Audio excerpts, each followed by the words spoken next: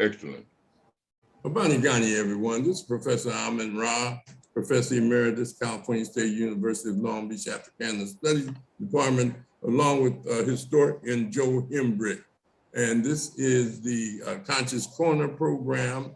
And tonight we have one of the most dynamic presentations of the year by Brother Cliff Pruitt, who will be discussing reparations and his strategies to get money or get reparations for African people in the United States and abroad.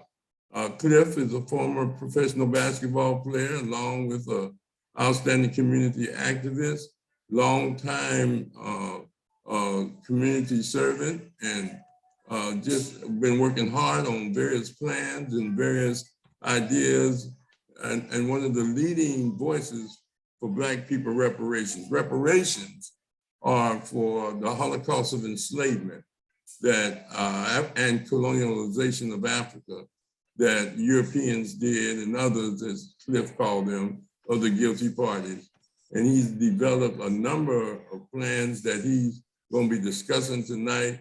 And we'll have an opportunity to ask him questions and get more clarity on his plan, and also get a chance to determine just how you can help facilitate the plan if you feel that it's one that you can buy into. So without further delay, I want to introduce my friend and a community activist, as well as strategist for Black reparations, Brother Cliff Pruitt. Cliff, you can introduce yourself and also add any information about you that you want to share before you get started in your program. So okay. All right. First of all, I'd like to thank you for having me on the program, and make sure we always honor God before we begin discussing reparations for Black people. It is definitely a spiritual element involved in that issue, and we want to make sure we keep that on the forefront of everybody's mind, because when you talk about reparations for Black people, we're talking about repairing the damage that has been done to our people. What they say is over the last 400 years, but what we have proof of is over the last 2,000 years, because Africa was invaded, as our great scholar, Dr. John Henry Clark pointed out, way back in 332 BC. So yes, they pillaged and plumaged Africa for over 2,000 years before they even got to America in 1517. And for the last 400, 500 years, they have been keeping Black people in a suppressed state of mind and in an oppressed framework of living in a social society. So AARS offers programs to get Black people to rebuild themselves spiritually, so that we can take everything in order to take what we need to get involved in programs and services to rebuild ourselves mentally and then emotionally and socially, so that we can get back to the position that we were in prior to slavery. So in discussing AARS, as I proceed, I'd like to first of all ask you guys, if anybody calls in, you can interrupt me at any time, because I'm ready to entertain any question at any moment. So we want to just bring up the most important part of the AARS reparations plan for Black people. It is a global plan. It is a global plan because Black people were damaged globally by racism and colonialism and slavery. So we want to make sure that the Black reparations plan includes many programs and services to again repair the Black family back to the position that we were in prior to slavery. So let us talk about the most important factor of AARS, which is generating wealth. There's no other reparations plan that will enable Black people to generate wealth for ourselves. And that is a very, very important point, because everybody knows that the reparations debt that is owed to Black people from the United States government and other guilty parties is most definitely $2 trillion, $20 trillion, and $50 trillion. Nobody can deny that. So in looking at that major point, we offer them, the government and those guilty groups, we offer them a program that will enable them great debt relief. Instead of them sending us the 2 trillion or 20 trillion or 50 trillion that they owe us, we ask them to let us have $5 billion for seed funds and we would generate the wealth ourselves from reparations in 1 year. And at the end of that year program, we give the government and their guilty groups their $5 billion back. So that's definitely a strong point of reparations for Black people, because as Dr. Raw mentioned, I've been around this issue, this subject now for 40 years, and there's nothing else that is even close to benefit Black people from a reparations plan than generating our own wealth. Nothing is even close to that. It provides us too many benefits to be able to generate our own wealth. And again, it offers a great benefit and debt relief for the guilty groups in the government as well.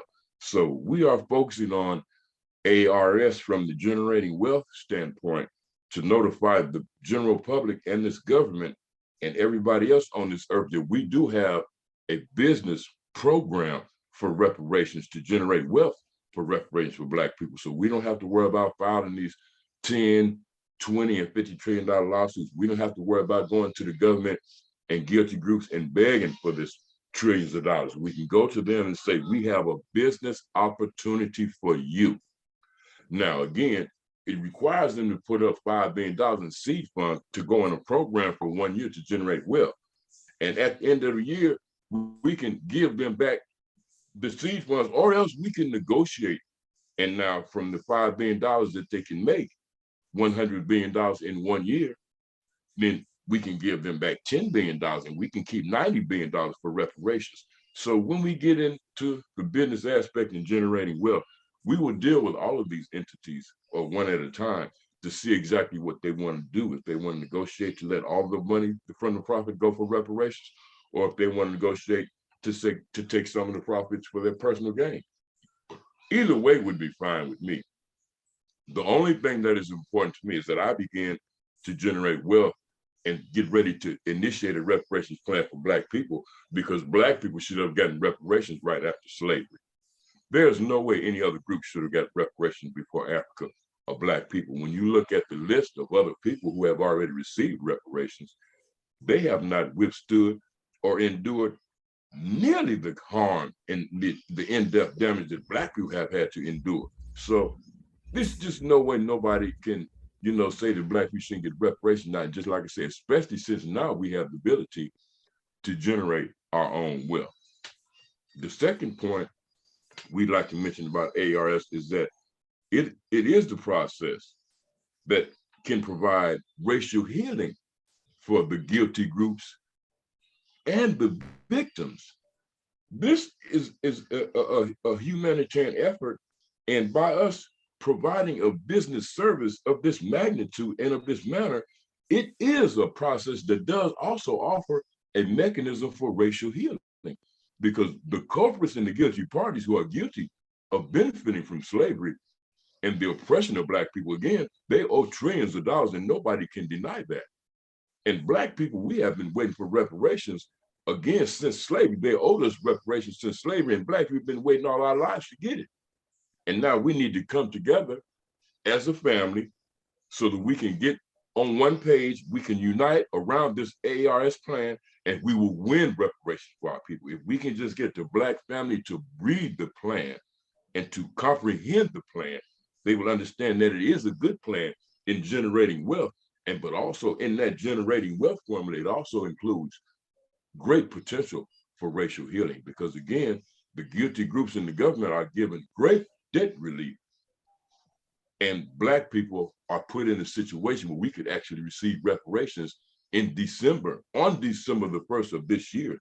And we do have an ID process to get that accomplished as well. And it is well within the realm of reality, because we also have right now, we have 5 20B special programs to put into effect. And we have 10 special spots for 5B programs to put into effect right now. And altogether, we have 100 spots for 5B that we can put into effect with the SEG source to generate wealth for reparations for Black people. So now, in generating wealth, it's giving us two very, very important factors. We generating wealth for Black people who need emergency relief. Black people need reparations right now, today, and yesterday. It is not fair to continue to give other people benefits and stimuluses and reparations and deny help to Black people. We built this country for you. We fought, bled, and died and fought wars in this country for you. We produced the crops and the food in the early times in this country that had you survive. We sustained your life. You owe us reparations, and we would like for you to give it to us in this ARS manner so that we can generate our own wealth to provide emergency relief for our people on December the 1st of this year. And we can do it again in a manner that will facilitate racial healing.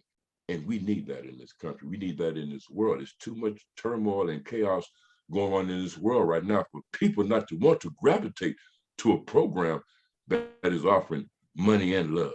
So we need to get ARS in tune and on the minds of Black people and white people and Jewish people, for that matter. We need to get this whole country in tune with ARS so we can begin to provide reparations for Black people and facilitate racial healing between the races in this country and all nations and races on this earth. ARS has the potential to do this. We're pleased asking everybody to participate in our Black History Month to Juneteenth project. It's going on right now. We're supposed to be reading and discussing ARS from now until May, because when May the 2nd comes on that Monday, we need to be ready to take into civil rights movement mode to force national protest action to force this government to ratify ARS. As soon as we get everybody in this country in tune with it, I'm sure that that's not going to be a hard task. It's going to be very easy to do, because I remember back in the civil rights movement, Black people were very, very serious about fighting against police brutality and gaining equality in this country. So we want to get our family back into that mode to be ready to pursue ARS with a passion and force this government to ratify ARS for reparations for Black people and as a healing source for the races. The fourth thing we'd like to mention about ARS is it includes many spiritual, social, and cultural related programs and services to repair Blacks in the US, then globally. This is a global Black reparation plan. We just start in the United States because we have to start somewhere.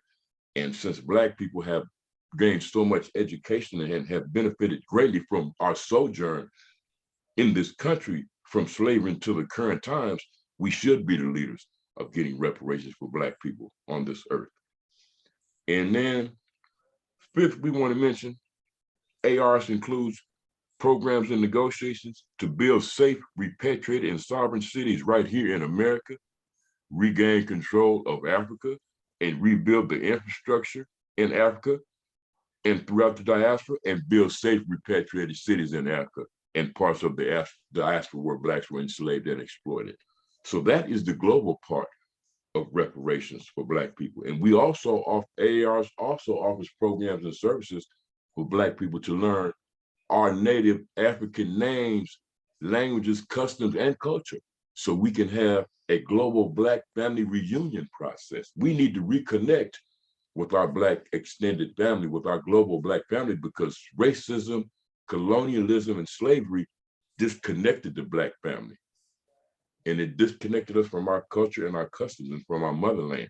So reparations should offer programs and services to reconnect all that we have lost and all that we have suffered as far as damages and injuries, psychologically, socially, and culturally. So we have a lot of work to do. And we remember that we want to note that the important part of reparations is when we get our reparations, that for the next 50 years, we will engage in programs and services to learn about our true ancestors and about our true history of our culture and of our country. Now, the sixth part we want to meet about ARS is that we mentioned that ARS has preparations to receive reparations programs and services to help Blacks get in top mental and physical condition to receive reparations, so that we don't squander them selfishly and make bad decisions to just pool our money away. And we have to make sure we use our reparations money most efficiently. So ARS does include programs and services with clinical psychologists, financial advisors, sociologists, and an array of professionals to address every issue and every area that Black people have been affected by over the last 2,000 years. So that means that we have to look at every institution, system, and operation in this country and on this earth that affects Black people. And we have to make sure that they're dealing with us, that they start dealing with us fairly and to stop mistreating us and using us. So ARS, again, is a full and complete reparations plan. And we want to make sure that everybody understands that AARS does offer programs and services to uplift Blacks in all professions and to rise above the glass ceiling in integration. 9, we want to talk about the 3 models of reparations so that we can prepare Black people for our plebiscite vote after Juneteenth on June 27th of this year. We want to try to start getting Black people to circulate ARS so that they can understand the 3 basic models of reparations, which are 1, improving integration, number 2, expanding repatriation, and number 3, creating sovereignty. Now, when we talk about improving integration, we have to talk about forming the AARS Congress to implement the AARS plan. We're going to form the AARS Congress as a power base with Blacks and others who have excelled in certain professions that are related to repairing the damage that has been done to Black people and rebuilding us psychologically and emotionally. So we want to take everything into consideration, and we want to make sure that we don't leave any stone unturned when it comes to reparations for Black people. We want to make sure that we have programs that will enable us to address every issue that affects us. And that's what we have with AARS. So we want to make sure that we get Black people on the same page so we can implement this program, and it can be most effectively to help Black people regain their pride and our dignity and stop us from begging and put us in a position to where we really will realize liberation with AARS. It is a key to Black people getting liberated in this country and globally. So we want to make sure we put that on the table for all Black people and others to consider. Now, when you talk about improving integration, it's going to take dialogue and case studies to improve integration. This is not something that's going to happen overnight because it's very hard when you're dealing with people that are used to having an oppressive hand. It's very hard for them to release it. So this can only be done with dialogue and case studies, and especially with the police departments in this country. We need to have dialogue and case studies with these police leagues and these police officials, especially that come to these police officers' rescue every time they kill a Black person, every time they murder a Black person, and they get caught on video. They got these police associations and police leagues that come to these officers' defense, and that's a worst part of racism, as the officers actually killing the Black people themselves. So yeah, we are gonna have to have some serious, some genuine conversations and dialogue and case studies about this police brutality. We cannot continue to go through these cycles of Black people. It's taking too much out of Black people emotionally for us to continue to witness these unnecessary, unjust killings by the police against our innocent and unarmed, beautiful Black people. And I'm not the only one that's tired of it. Every Black person in this country and on this earth is tired of it. And it's good to see there's so many Black people out there protesting with the Black Lives Matter people, because they had whites and Jews and Hispanics and Chinese, Japanese, everybody protesting the police killing Black people. Everybody knows that it's wrong, and it's time to stop it. It is time for a change, and the time has come with AARS. We got to get the police off our neck, and we need to have our own land so we can be a sovereign people, and we can build our own safe cities and have our own military police and teach our kids our true history, and we can provide all the needs and services that our people have to have for socialization and survival in this country. We don't have to continue to live in integration if they don't want to give us freedom, justice, equality, and safety. We don't have to do it, because that's why we have parts of the ARS model, the next 2 parts of it. The first model, again, is improving integration. The second model is expanding repatriation. And in expanding repatriation, that means that Black people can go back to Africa. That's basically what repatriation is. Repatriation is basically Black immigration back to Africa. That's basically what it is. You saying that too? So we want to make sure that we get that concept across to our people as well. Repatriation is a strong model of reparations for Black people, because we have to understand that, again, that's going to be a big part of us reuniting with our global Black family. So we have to understand that we have to put a strong emphasis on repatriation as well. So that is, again, the key to Black people reuniting with our global extended Black family. And we need to have dual citizenship to Africa and other parts of the diaspora where Black people choose to repatriate to. Repatriation also includes Black people getting land in the South, because Black people were held captive in the South for 200, 300 years. And they also were affected traumatically and went through extreme mental devastation with the effects of this Willie Lynch letter.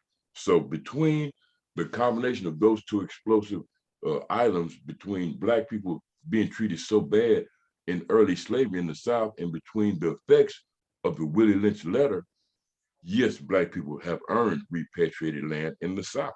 So if Black people in California, any place else in this country, want to repatriate to the South to get to know the majority of the mass of Black people, because we do live in the South, the masses of Black people are still in the South, yes, then we have a right to do that. And we should do that. And we should also go there with the information, with the intention to build strong relationships within our Black family in the Deep South and all throughout the diaspora. And the last model of AARS is the model that we prefer, and that's sovereignty.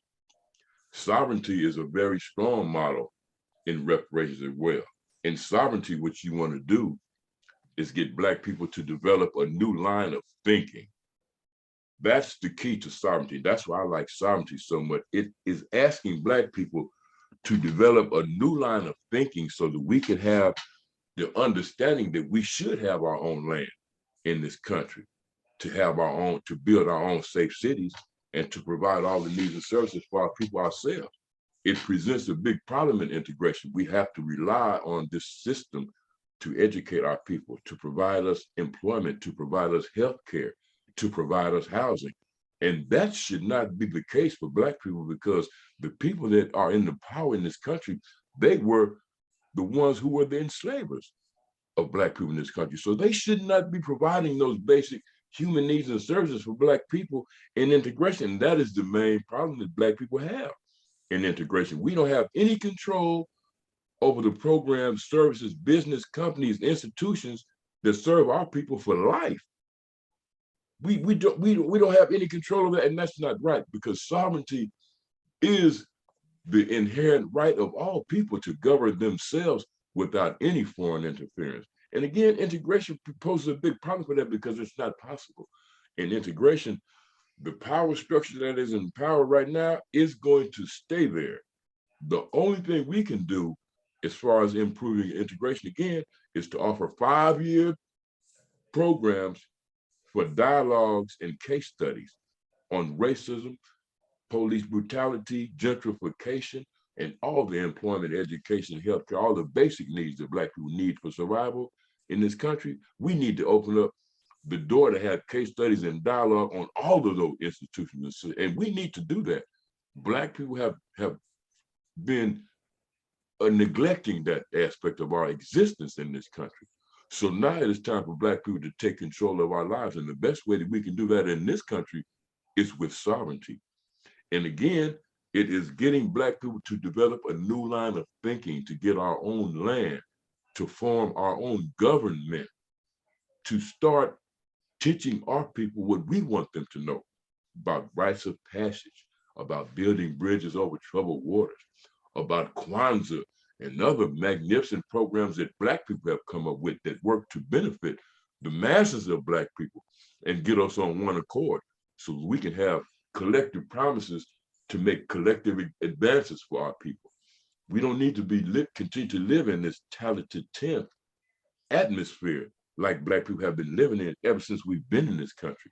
They've always had social arrays so that the Black times and tenths are well accepted in society and that they are thought of as the well-to-do Black people.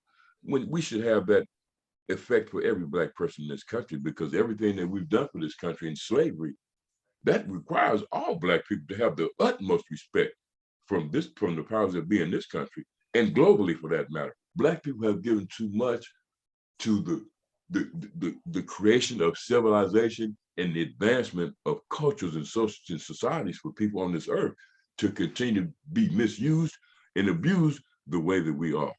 So we do want Black people to read the AAR's plan and pay close attention to the sovereign model of reparations, because that's the model that Black people should really be living in for reparations in this country anyway. We should be a sovereign people in this country, just like the Native Americans have their own sovereign status and they have their own reservations. Black people should have our own indigenous status, and we should have our own sovereign land to build our own new elite and safe cities, both repatriated and sovereign cities right here in America. This is what sovereignty is for Black people, to get a new frame of thinking going, to have the thought process to know that we are entitled to, we have a right to live on our own land in peace right here in America. And we can get that done with the plebiscite vote. That's why it's so important for Black people to get in tune and understand what the plebiscite vote is. ARS and other Black activists around the country now are beginning to discuss the plebiscite in a much more convened fashion. So now that it's spreading around different circles in the country, we need to make the general Black population in this country aware of what the plebiscite is. The plebiscite is a process that will enable Black people to declare an injured and indigenous status right here in this country, because Black people are distinct relatives of the ancient African Olmecs, who were here first in this country, building and moving civilization. It wasn't any other people, not the Native Americans and not the early Mexicans. Black people were here first, the ancient African Olmecs. And that's why Black people are indigenous to this land. And that's why we need to have a plebiscite vote so we can get our indigenous status. One of the big reasons why they don't want to give Black people reparations in this country is because they claim that Black people don't have a status in this country to get reparations. They claim that the United States government can hide behind sovereign immunity and never pay for the crimes that they're liable and responsible for due to slavery and sharecropping and segregation. This, they owe us reparations for that. And they also say that they have a position to where they would even adopt and create laws to prevent Blacks from getting reparations. So we have a situation here again that is ages old, since HR 40 was in existence. But again, we can take this plebiscite vote and we can take control of our lives.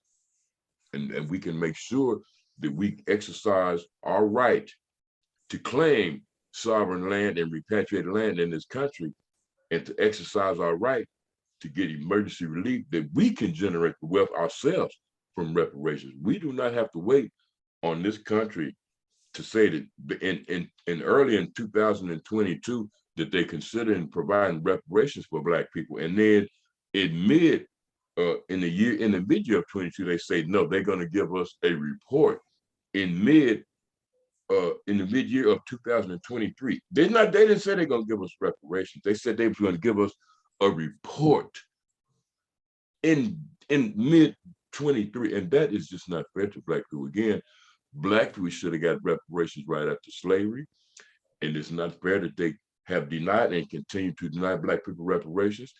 And Black people can get reparations ourselves by coming together and rallying around ARS as a people, and go into civil rights movement mode and demand ARS, because again, it's good for Black people and it's great relief for the government and all those guilty groups. So we're going to get enough people that of all different races and persuasions in this nation to support ARS with us, and we're going to make sure that we get ARS reparations for Black people. And we really and sincerely hope that you take the time to read the ARS plan. It's only the executive summary, it's only 1 page. The executive order is only 3 pages. And the actual reparations plan is only 13 pages now. So we're asking you to read 17 pages to learn about how you can repair the damage that has been done to your family and to actually learn about the damage that has been done to your family. So we hope people do partake on this journey with us. And again, we're in the middle of a Black History Month to Juneteenth project right now, which is reading and discussing this ARS plan from now until May the 2nd, because again, on May the 2nd, on Monday, that May the 2nd, we need to be ready to get into civil rights movement mode to demand reparations. If we can get our family, if we can get at least 80% of our family to agree with ARS, then we can make sure we put pressure on the government to make sure we get ARS ratified for Black people in this country and globally. And I would like to know, does anybody have any questions now? Right. First of all, I want to thank you for the deep and thoughtful and courageous explanation and clarification and presentation of the HR as African Reparations Sovereignty Program. We're going to start with some questions or statements that a lot of the people chimed in on. And because this is Black Women's Month, we're going to start with the women first. So Dr. Kelly, you was here first. Did you have any questions for Cliff or any comments on support or how you feel about the plan? I feel that the plan is excellently laid out. The main component that strikes me is the ability of us to raise money ourselves, as opposed to just waiting for the years we've been waiting to have money given to us and continuing to beg and beg about things. That's the exciting part to me. Very good. Thank you, Dr. Kelly. All right. And what about Doreen? You have any comments, Doreen? You're on mute. All right. What about this? Oh, Doreen, go ahead, Doreen. My comment is, how can we get a sovereign nation, place for us to be with, where to live? Because right now in this country, there's so many things that are against us. You work all your life, try to maintain a house, maintain a car and stuff, and it's taken away from you. And we have no, especially when you are Black, we have nobody out there to fight for us. How are we? I hear what he's saying, but I still need to know, how are we going to go about doing this? Because we as a people, we really do need to come together. That's the key right there. That's the key right there. If Black people in this country come together and read this plan, it is written in a fashion to reunite Black people and get justice for Black people. It is written in that manner. And believe me, Doreen, when you finish reading the plan, you will call me. You will understand it after that. After you read these 17 pages, it tells you how Black people can unite with getting our towns to 10th again and getting all of our people that are community activists together and claiming a reparations plan that will enable us to generate our own wealth and will facilitate racial healing. There's no other reparations plan that does that. And that's very Are we important. going out? You know, I understand what you're saying, but are we going out to the people who, we have a lot of wealthy Black people in this country. Yes. And a lot of times I see their service or helping or giving is going to white people. Yes.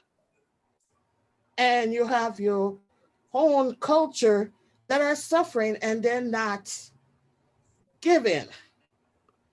You are right about that. And there's again, there's a component that we have in ARS that will benefit rich Black people tremendously and encourage them to get engaged with ARS so they can help provide reparations for their people themselves. And there are many of them that are going to be anxious and happy to do that, because there's a lot of Black people that do give causes to Black companies and the Black colleges and Black institutions. So all of them don't do it, but yeah, there are many of them that do. But we believe we can get 80% of all the rich Black people to come to the table and say, Brother Pruitt, we want to support AARS reparations.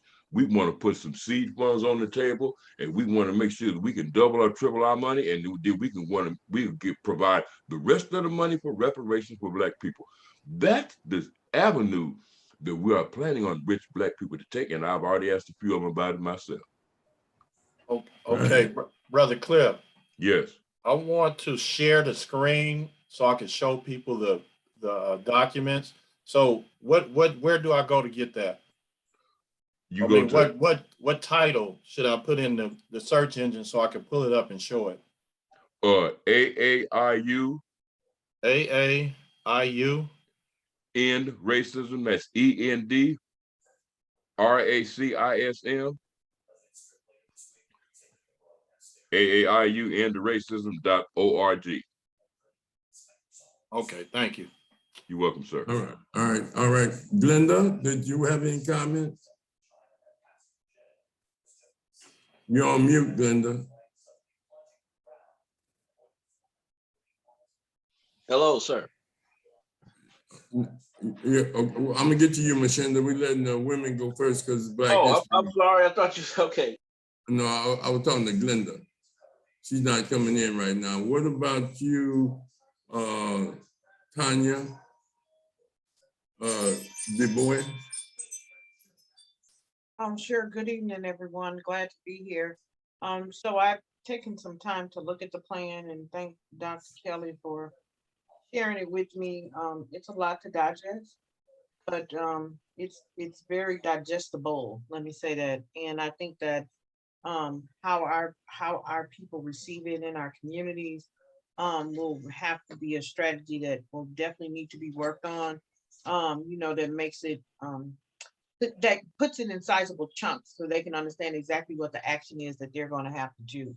And so that's things that can happen on the front end as a part of a team to make sure that it's broken down to where everybody understands exactly what the ask is, what the action is, and then what the outcomes will be. And so those are my comments. Thank you very much, sister. Thank you, Tanya. Okay, we're gonna go with some of the regulars. Good doctor, you have any questions? No, I just agree with just what everybody's was just putting in. As far as ARS, yeah, I remember this brother from last time now.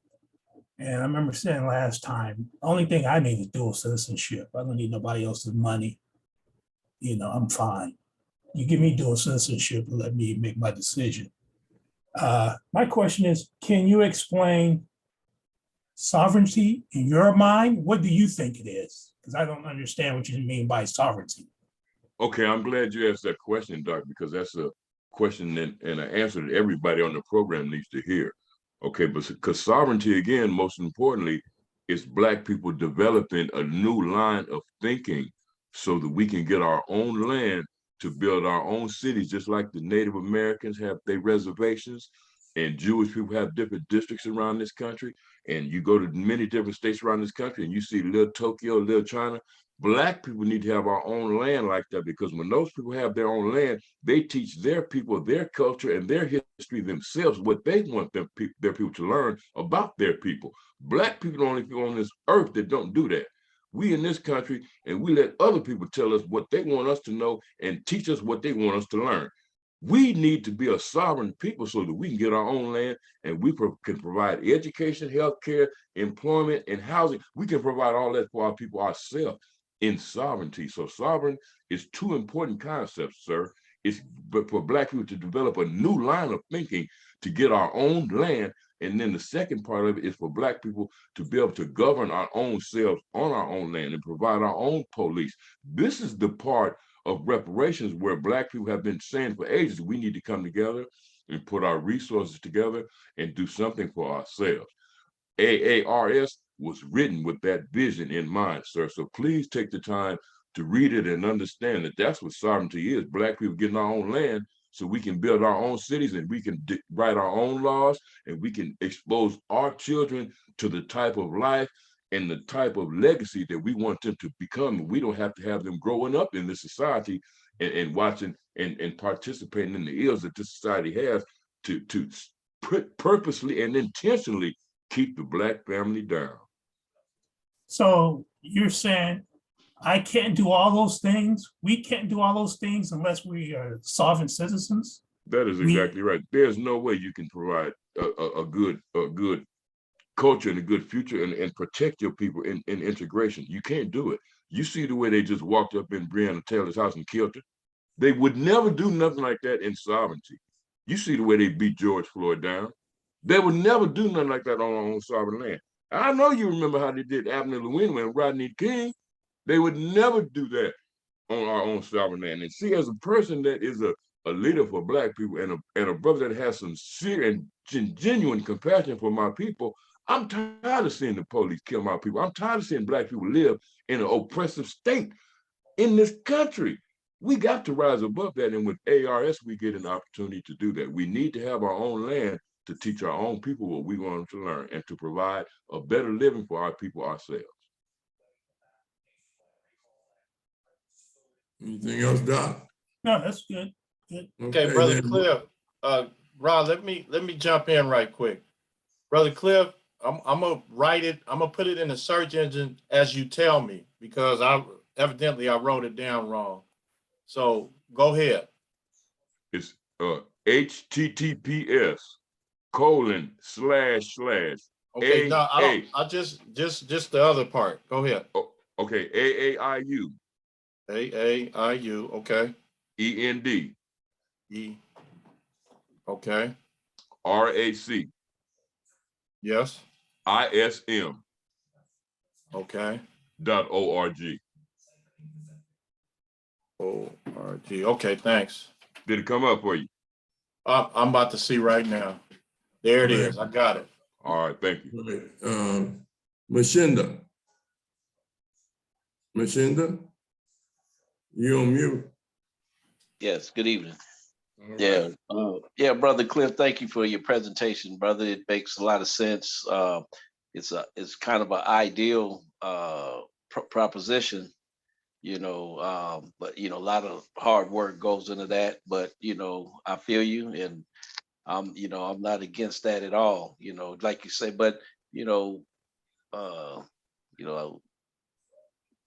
we need to, like I say, concentrate on also, and I think you mentioned it, like you say, a lot of folks is psychologically damaged, over the years, and it's kind of like trying to bring us back all together into focus. That's a task in itself, let alone moving forward with the plan. To get people to buy in, and I'm sure there are focused people and conscious folks that are buying in, but the masses of the people, it's I deal with people every day, a little microcosm of kind of what's going on in certain parts of the world, in my world, and basically you get all kinds of people there. People are sidetracked and by various vices and diversions. Social media has people stuck, I mean in left field, and I'm talking about as far as social media being more like a it's hypnotizing folks and trying to get people to focus on this plan. I mean, it's a task. So I like to thank you, for what you're doing. It's not just you, but you're a great spokesperson on it. And anything I can do to help support it, I'm gonna go to the website and read what's on the website, and look forward to getting more involved and understanding, what you're trying to put through. Appreciate you, brother. Thank you very much. I appreciate the encouragement, sir. God bless you. Have a good day. What about Brother Black Wall Street? United Black Wall Street. You have any comments? You're on mute. Okay, there he is. Good evening. Good evening. Oh, thanks, Brother Clift, again, and for what you're doing. And we had spoken earlier, and I'm looking forward to laying out the plan at our upcoming meeting in Tulsa, again for Tulsa 101. And Dr. Kelly has been working on the committee with us. So we just like the ability to put it forth to the people and the plebiscite. So I thank you very much. Oh, thank you very much for the kind words, sister, and thank you for your encouragement. All right, how about Brother Eddie? You're on mute, Brother Eddie. Yes, greetings. Thank you. Wonderful presentation. I just have one question. I'm not exactly a great researcher, but something in my spirit and soul says that since we melanated people, carbon-based people are the oldest people on the planet, and information is coming out every day about where our footprints have been for eons and millenniums. Yes. Why nobody speaks to the fact that we've been here, even before there was Christopher Columbus or whatever. There's plenty of books and information on it, from various people. Why couldn't that speak to sovereignty also? Everywhere else in the world, there's Indians. Even in the Caribbean, they call them Indians and they're melanated. So why can't we be the Indians here? Choctaw, Chickasaw, whatever. I yield. Yeah, good point, brother. We do need to have a status, and that's the strong part of the plebiscite vote, because Black people will have a status after we take the plebiscite vote. Right now, we're not even considered citizens in this country, and we have problems voting still. So the plebiscite vote, again, give us an opportunity to choose to become a sovereign people in this country, and that will enable us to all agree that we are an injured and indigenous people in this country, and that we need to have the rights and privileges of indigenous people. Okay. Let me see who's next. What about let me see back to that. Pastor Stafford, how you doing? I'm good, Brother Ron. How you doing, man? Man, it's always a pleasure to hear you, man. Likewise. I love your sermons, brother. Oh man, blessings to you, man. And good evening to all who are on here. Brother Cliff, we bless God for you, man. And certainly my commentary is simple because I've known you and your work for better than 30 years. And so as has been stated tonight, you've done a great job. The work that you've done, along with the others that have been partnering with you, is clear, it's comprehensive. But what partnerships can do at this juncture is to help create consciousness for others who may not even have an understanding of the fact that we don't have status, the fact that we really don't have a voice, comprehensive voice. And then that becomes the job of leaders to help create the consciousness that there's commitment and buy-in. Yes, and sir. That's what I'm committed to do from the vantage point of the clergy and my connections in the religious arena.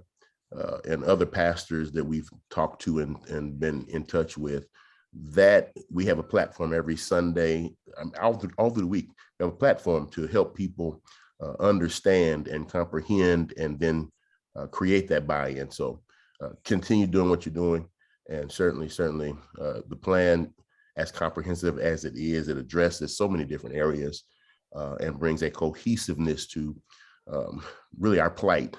So bless God for you and continue to do what you do, man.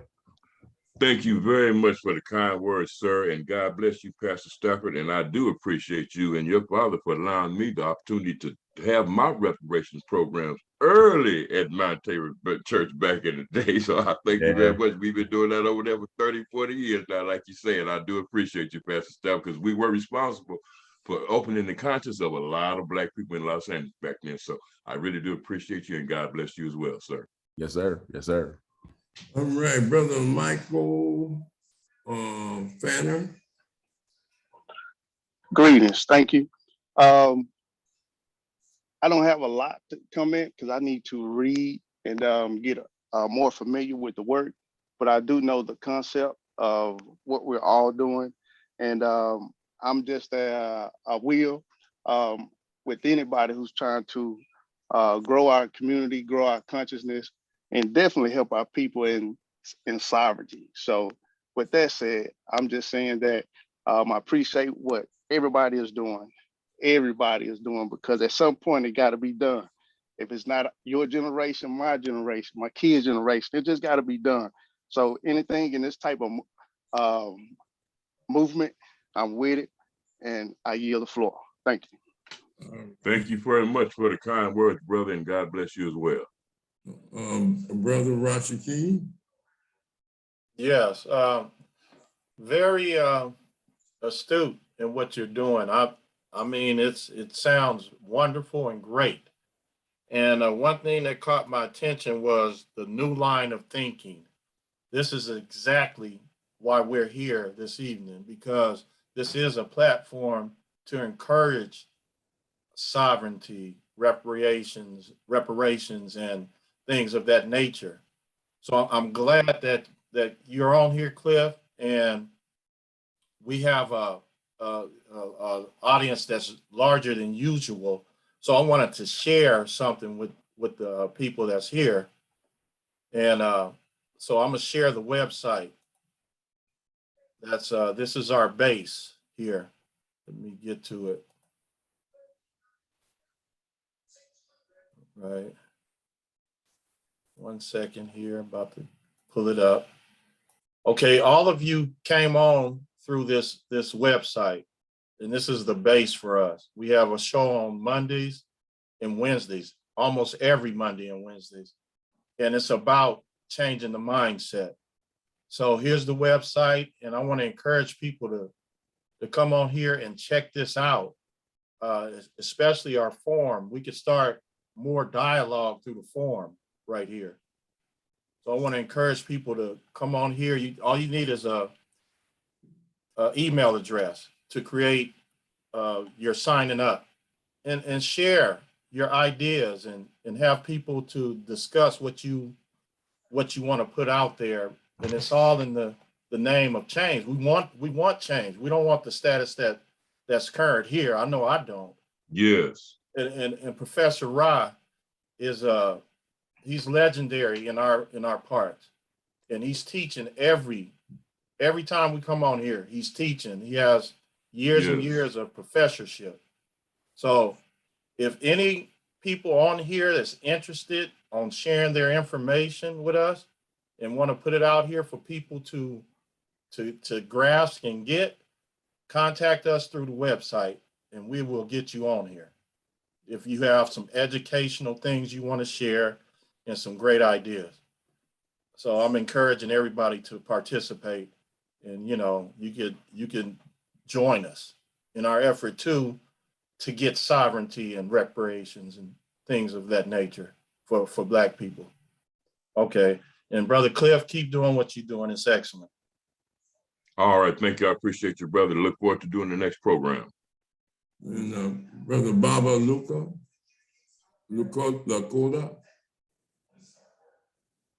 you're on mute. Yes, sir. I just unmuted. Habar Yaku to all on the call. And this is a Swahili term to wish you well and say what's up. All right. I as a new African with the provisional government of the Republic of New Africa, all the things that you all are speaking about are foundational principles with the provisional government, and have been in conversation with Brother Cliff for a minute. And so this is an opportunity for me to become more acquainted with the family out there in California. So I decided to join in and see if there's a connection, a direct connection to this work and the work that's going on in the Deep South. So that's why I'm here. Thank you very much, brother. Glad you're here. And the work is definitely related. I am familiar with the attempts going on in the South to get sovereign land for Black people. And we definitely need to be working together on this. So I'm going to stay in touch with you and we can do this together, my dear brother. It's going to take all of us. I can't do it by myself. You can't do it by yourself. But if all of us come together, like Malcolm said, we can make anything happen for our people that we want to. Yeah, Brother Bob in the corner, we had Akinyela, Umoja Akinyela on, and they're one of the Republic of New Africa, or New Africans back in LA, back in the 80s. And a few of the other brothers I used to work with. I just want to first appreciate what's been said, if I understand correctly. And as Rashaki said, we don't disagree with anything that's been said or presented. We just try to seek further clarification. And when we ask questions, it's not to raise doubt or create a oppositional perspective, but just to get clarification so that we can move forward in a sense of unity. Yeah. And at the same time, ask questions that we think constituencies may ask in their absence. And again, for appreciating your proposal, Brother Cliff, and really, I understand the deep work and you do, the homework you do, the study you do, the writing you do. I mean, that's a commitment. And we're trying to build a movement, a reparations movement. Yes. Overarching reparation movement. Yes. Like we had in the 60s with the Black cultural movement and Black power movement and Yes. civil rights movement. So exactly. You need a movement. You need it being a part of the vision of the masses of people, and they're moving toward that vision to make it flourish. Yes. Just a few questions, Cliff. As you said, this is a global move, global plan that deal with it in sort of a Pan-Africanist perspective of the Africans in diaspora, as well as Africans in the United States, and as far as them coming together.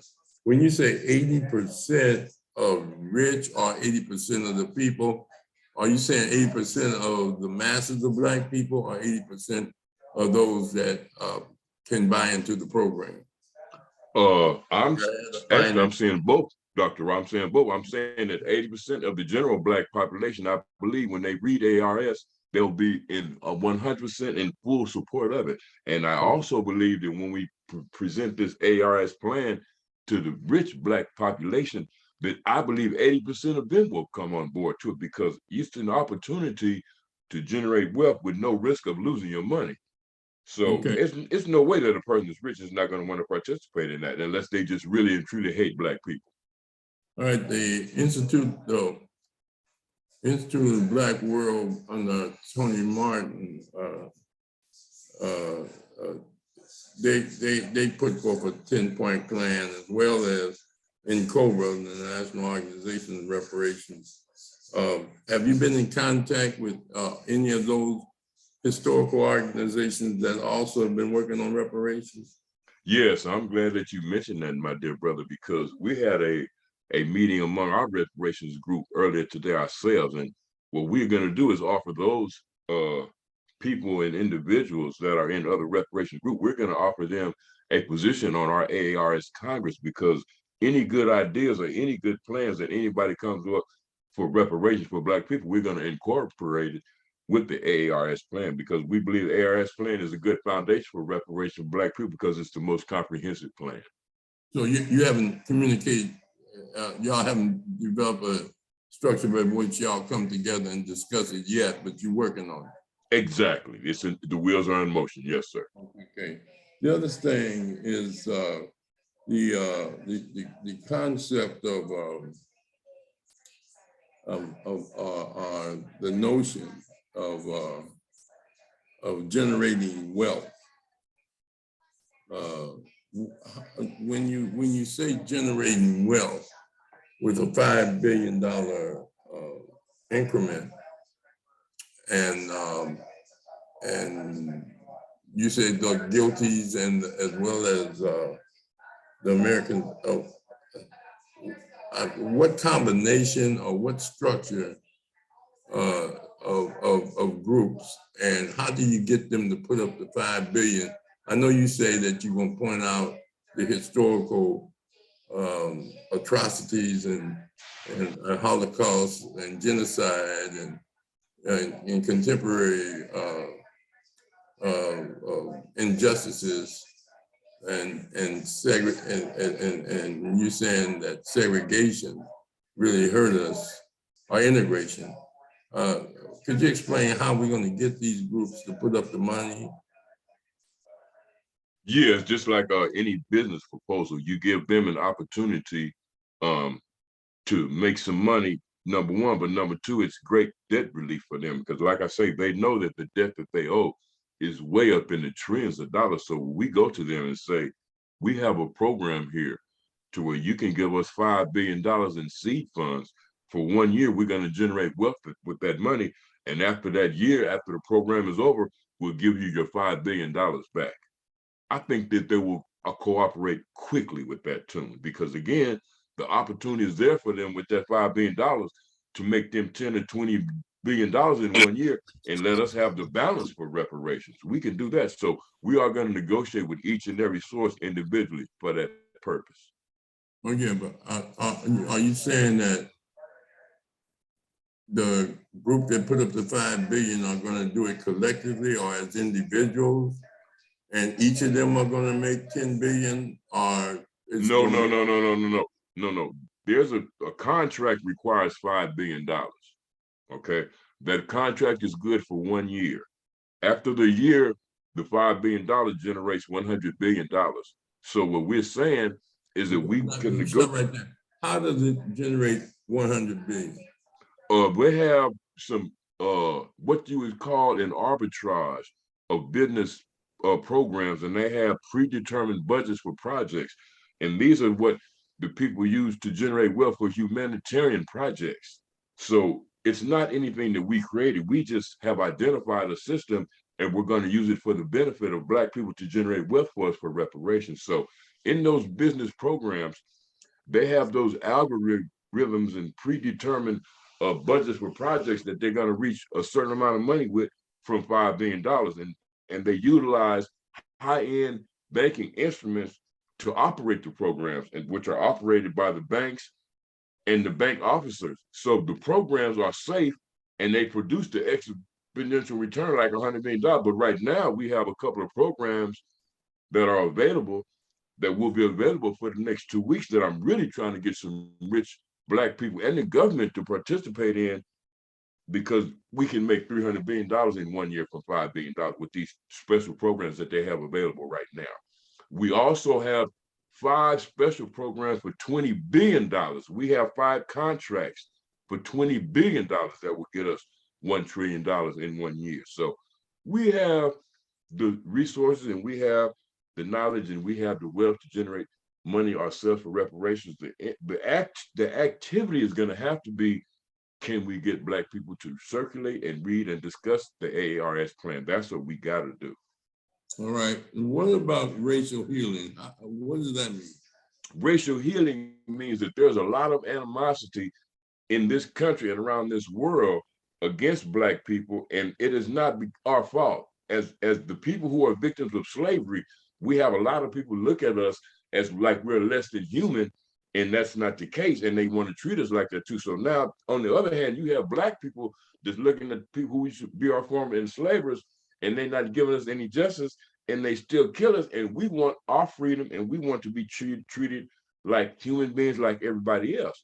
So now, when you talk about putting the AARS plan together and putting it forward, if we send to the culprits, the perpetrators who were guilty of enslaving Black people and benefiting from Black people, if we say to them again, we have a program here where we want reparations from you, but we don't want you to give us the 2 trillion or the 20 trillion or the 50 trillion that you owe us. We just want you to let us use $5 billion for 1 year. And then after 1 year, after we generate the wealth from that seed funds, those $5 billion are seed funds, then we give you your $5 billion back. Or we could even give them an incentive and tell them, you know what, after a year's over, instead of just giving you back your $5 billion in seed fund, we'll give you 10 or 20% profit, and we can give you back $10 billion or $20 billion. We can give them an incentive like that. That's the good thing about business. You can always negotiate. Yeah, so out of this 5 billion, and hypothetically, if you got it, how would you administer it? I mean, how much would it cost to operate, and to and who will select the people that would be a part of it? Would it just be ARS program, or are you going to set up some type of system where you interview people, hire people, on some type of structure? How much we pay them to do the work, invest, and all of that? Yes, we do. The plan is complete again. And we do have, again, an AARS Congress that we're forming, so people can come on that and share their thoughts and ideas, and they can understand and what we have put forward in our programs. Because again, ARS has all the programs that we need to repair the damage that has been done to us. So we want to make sure that we take advantage of that.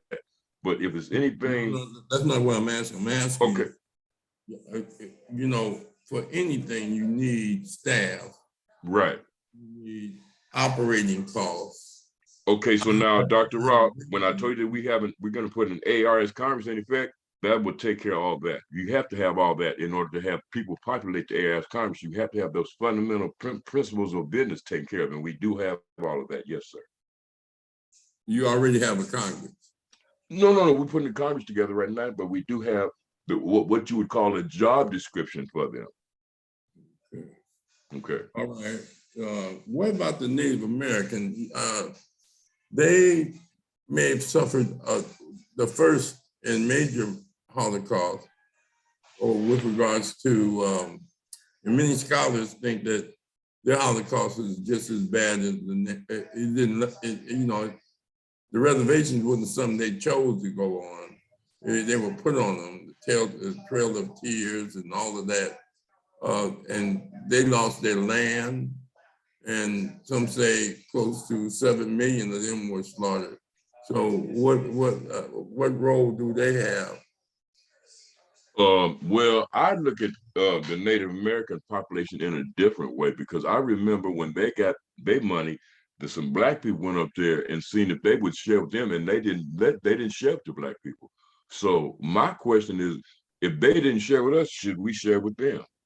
No, I'm asking you. I'm asking you that. I'm asking you that man to man. I'm telling you that I know some Black people that went up there and they tried to get some money from them Indians because they were supposed to get some, and they didn't give it to them. I like to believe I'm a student of history. I don't remember Native Americans getting any reparations. Oh, they got a whole lot of money. And not only that, they got benefits to build reservations, and they making a whole lot of money off of them casinos that own them reservations every year. They making a whole lot of money. So your Native Americans are doing very well for themselves. They don't need any of our reparations. Were reparations? Pardon me? You're saying casinos were reparations for Native Americans? That was a part of them getting some benefits for their plight. So that is reparations, sir. Yes, sir. No question about it. All right. The other question is, well, you know, a lot of people, and some researchers have determined that the Willie Lynch letter was really a myth, even though the concept because you said you was going to use the Willie Lynch letter, and there's a lot of historians, Black ones, that don't think that Willie Lynch ever existed. And that's how come I put the Willie Lynch letter on my website. So we ain't got to worry about nothing, nobody refuting nothing that's not true, because it's right there on the website. So you can go right there to the website and you can find the Willie Lynch letter right on one of those sections. And you can Google it, and they can also tell you that it's a mythological letter. But I won't debate that right now. I just wanted to get how you was going to use it, right, as a rationale for reparation. Okay, well, we're going to use it because it did affect Black people tremendously psychologically. It caused Black people a lot of damage. So yes, the Willie Lynch letter is responsible for emotional trauma to the Black family. No question about it. And they did put those fractures in effect. If you just look at some of the movies, you can see the horrible way that they treated slaves. This is not nothing that's beyond anybody's imagination. You imagine them getting a group of people together to lynch a Black person, and they all drunk and happy and laughing, and Black people got to be swinging from trees. They're gonna cut their ears and their private parts off for souvenirs. And the way that they treated Black people, I just can't believe that anybody would deny that there was a Willie Lynch letter, because they had to have something like that to get all them people to go ahead and participate in such evil, wicked atrocities. It's terrible. Okay, I appreciate that answer. The other question was African Black global racial healing studying. Congresswoman Sheila Lee and California State, at that time, Senator Shirley Weber, they all are proposing studying reparations and revitalizing Congressman John Connor's HR, I think it's 12 or 13, congressional legislation for the study. Oh, I think that's HR 40, yeah. HR 40, reparations for Black people in America, right? Sheila Lee and Dr. Shirley Weber is proposing. They're already studying for the state of California. Now, there are 50 states in the United States. And have you identified the states are? Well, you can, just like you said, you can Google that and find out the 50 states. That's not a problem. Are you trying to say, do we know the population of Black people in every state? Is that what you mean? No, I'm asking you, have any of these state legislators, besides those two, as well as how do you get those states to allow the government, or the federal government, which they're a part of, to buy into the program? Or they're gonna that like Florida with a governor there, Texas, red states, that Trump states, how do you get them to say, okay, let's let the federal government do this, when they are saying that we weren't here when slavery started, or the enslavement of slavery? We have nothing to do with it. And we're against giving any money. Well, then we have to give them the true answer and tell them that the fact of the matter is that you were not here when the institution of slavery took place. But the fact of the matter is that the effects and the impact of slavery do have an awesome effect on Black people today, mentally, socially, and psychologically. So they can't tell a person who's been studying the reparation issue that, because we know better than that. So, first of all, when you talk about helping Black people, you have to understand that you're already going to have some people that's going to be against you already, just because it's something to help Black people. You have to understand that. And we understand that in this country. And we understand the Trump states, and we understand the different kind of people that are what they call right-wing supporters. They populate right-wing groups, KKKs, and all this other, the John Birch Society, House of Un-American Activities. We're aware of all these groups around here that really are put in effect for the demise of Black people.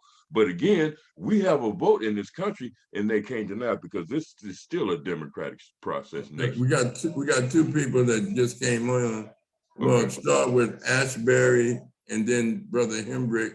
Then we're gonna close out. Go ahead, Brother Ashbury. Thank you for the questions, Dr. Ra. I appreciate that. All right.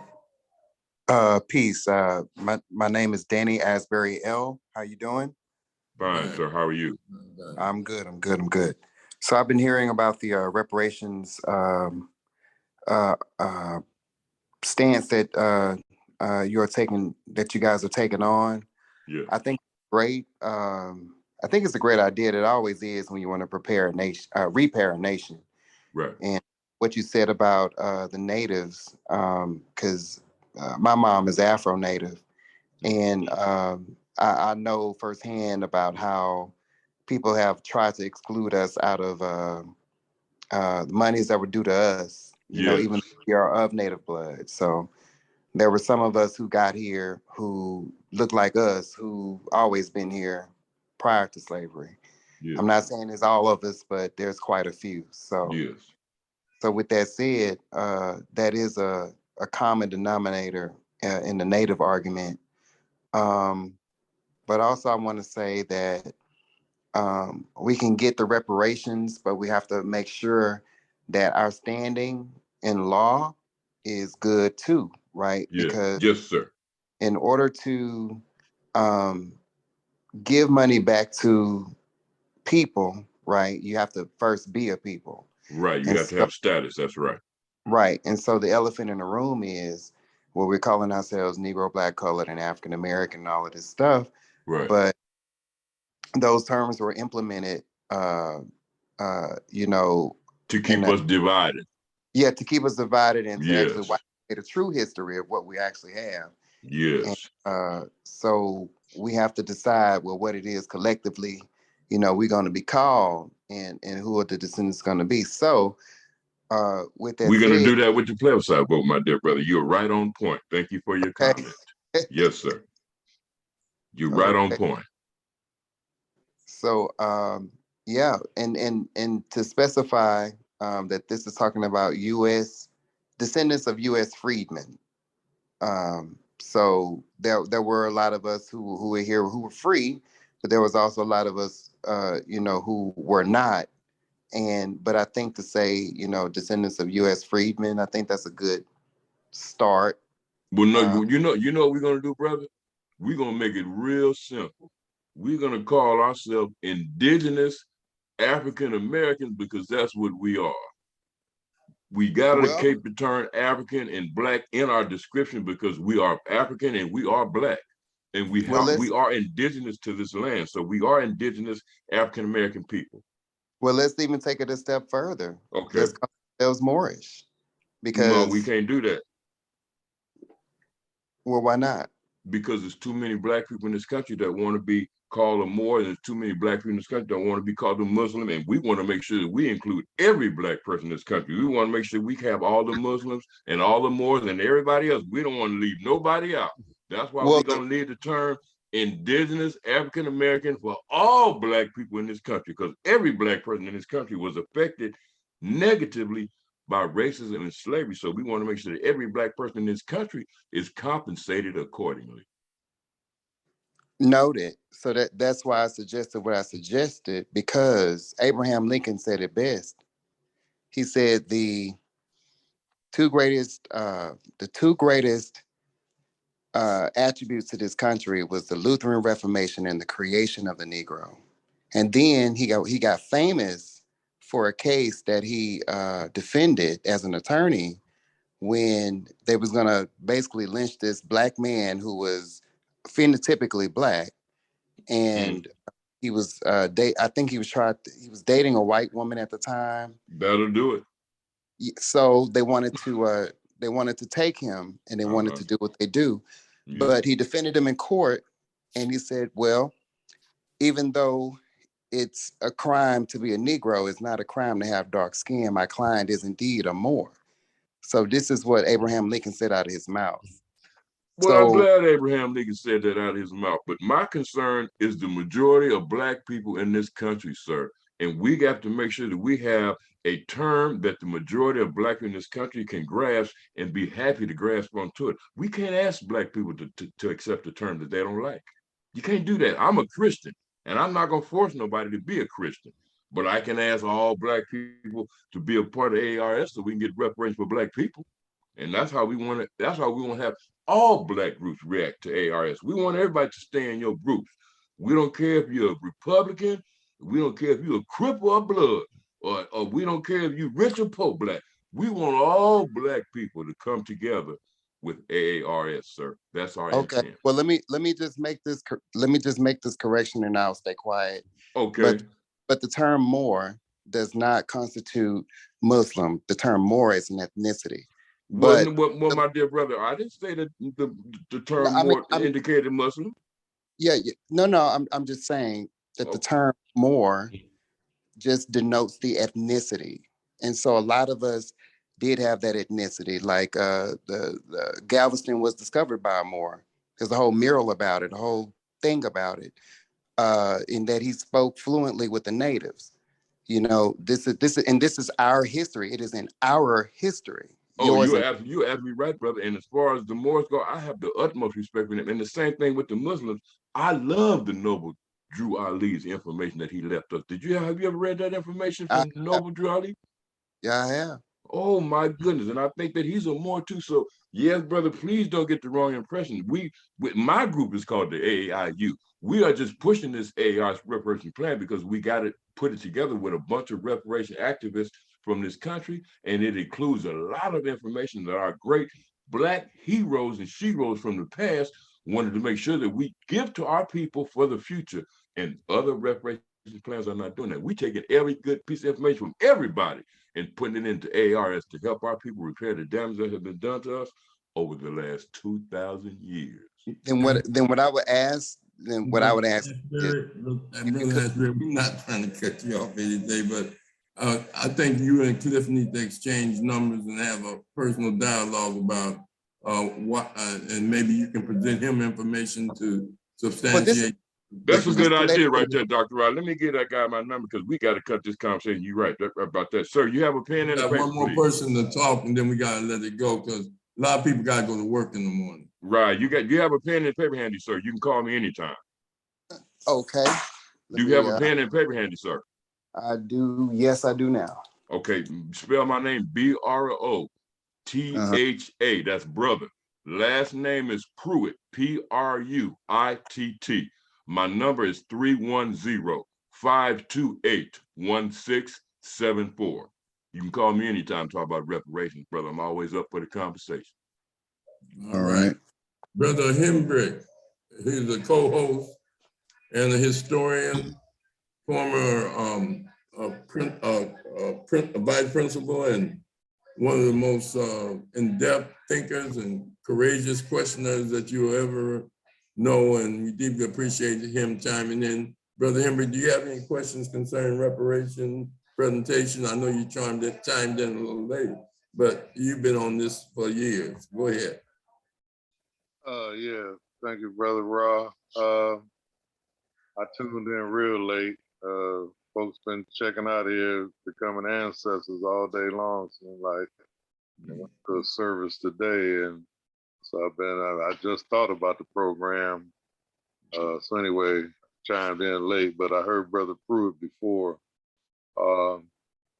and I appreciate the efforts that they're putting forth. I really hope for the success. I know the Freedmen's Bureau was granted $154 million, I believe, back in 1877. That is right. Out of nickel being dispersed. So that's 175 years almost of interest that has incurred. Right. I want to remind us that we still behind enemy lines. And it's my belief they ain't giving up jack. But I believe that if we get ourselves together in some type of effort of uniting, I think we can achieve what we need to achieve without reparations from the government. There's enough of us in the world that if we would just deal with each other on all levels, we don't need none of that. I appreciate it if they was giving it up, but I know better. He was a gangster. He took it. The only way you deal with gangsters is to take it from gangsters, and we ain't got the heart for that I know of. So, and I like to comment on the Willie Lynch situation. I don't know if a letter or a visit where he was giving speeches, but he was from Brazil down in South America, where slavery existed for 150 years before it ever came to the so-called United States. And from what I've researched, he was just schooling slave masters on how to keep stuff going on, which affects us still to this day. Everybody got their own individualism, reason we can't unite as a people because of all the stuff that was said in the speech or the letter. And that is a big part of it. That's right, sir. Yes, sir. If it is fictitious, it never occurred, it damn sure is operating. Well, I can't say that anything is fictitious that's operating, sir. if something's fictitious, that means it's abstract. You can't put your hand on. But if something is operating, that means that it's concrete and it's real, and you can identify it. And just like I told the brother earlier, we put the Willie Lynch letter on our website just because Dr. Ra's right. We heard some foolish black scholars saying that it is a fictitious letter and it never existed. That is ridiculous. You can see, all you gotta do is watch that movie Roots to see how bad they treated black people. Well, there's a lot more than that movie. That's right, that's right. But I just like to give that as an example because it was the first one that I seen. And I just like to say, like I always say, if we would be about some self-reliance, right? Just not here, but but on the continent that has all the resources in the first place. And all of us scattered around the world, all we need is us. You are absolutely right, brother. If we could put some kind of racial hierarchy together for black people globally, we could take care of ourselves. We don't need nobody else. You're absolutely right about that. But that is a monumental, magnanimous task that we're gonna try to cut in half with just getting black people together in America first. Then we're gonna go to Africa.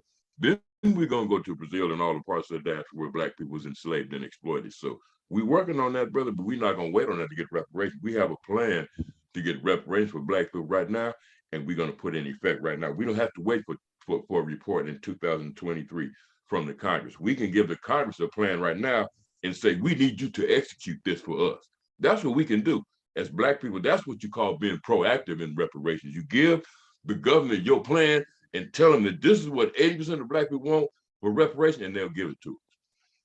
Well, in the words of Malcolm, I want to see them handkerchief head Negroes up there do something. I can dig it, brother. I can dig it. That's a good one for us to end the program on right there. I wasn't sitting in the main seat and nothing happened. Yeah. But anyway, I wish you much luck. Thank you. I'll accept mine. Matter of fact, like I said before, I don't even want no reparations. Just exclude me from paying any income taxes the rest of my life.